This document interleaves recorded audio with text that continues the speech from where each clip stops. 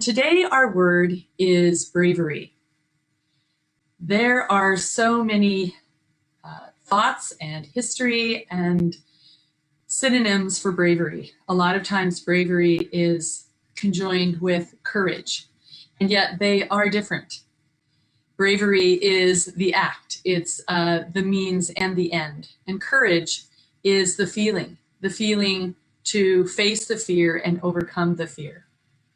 Here's a quote from Bruce Barton that really caught me out of the thousands of quotes on bravery. Nothing splendid has ever been achieved except by those who dared believe that something inside of them was superior to circumstance.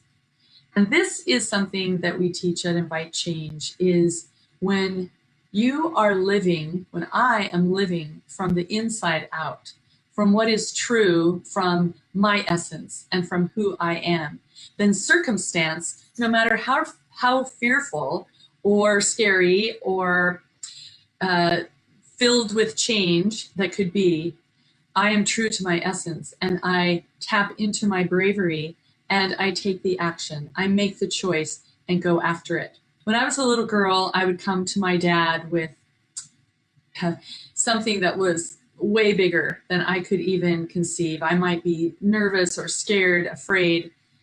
And I remember he would look down at me and sit down and say, "Sarah, be bigger than the situation." And when I was younger, I don't know that I really got what he meant. But as I've gotten older, I realized that who I am as an individual is bigger than the single situation. And that when I tap into my essence and tap into what is really infinite resource, whether it's my community or my partner or the team I work on, there's so much resource to support me. And I feel brave. I feel that I can tackle those things that I'm afraid of. When I was younger, I was in a workshop and our instructor asked us to look at what were the things in our life that we were afraid of. And then on another column, what did we want? And then we prioritized that. And there were two things specifically that I was so afraid of, but I realized in the want column that I really, really wanted them. And I was tired of being afraid, and I was ready to be brave. I was ready to make the move. One of the stories that I've read about bravery is that you have to be willing to fail. You have to be willing to fall flat on your face. And what happened for me was one of the things that I wanted to do was learn how to ski. Now, mind you, I'm 5'11". I was 35 years old, and I'm learning a sport that a lot of people learn as children. So was I willing to fail? Well, I think I thought that I wouldn't fail. But was I willing to fall flat on my face? I did it all day long. And fortunately, my girlfriend and I laughed and laughed and laughed. And by the end of the day, I was skiing down the mountain at Lake Tahoe, well, the bunny slopes.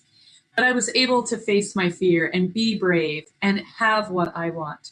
And so if there's a practice that I would offer today is to shift your focus ever so slightly away from the fear or away from the danger or the risk and ask yourself, what is it that I want? What do I want? And what do I want more than holding on to my fear? And then tap into your bravery, claim it, declare it, and think about what actions you may want to take, what choices to support and reinforce what it is you want. With each step, you will get closer to what it is you want and start the practice of living from bravery and claiming and declaring it. One of my favorite quotes I'll leave you in closing, and that is, whatever you can do or dream, begin it. Boldness has genius, power, and magic in it. Begin it now. Thank you for joining us today, and we hope to see you in the future. This is Sarah Graves, being the cause of life on purpose for all. Have a great day and a wonderful weekend.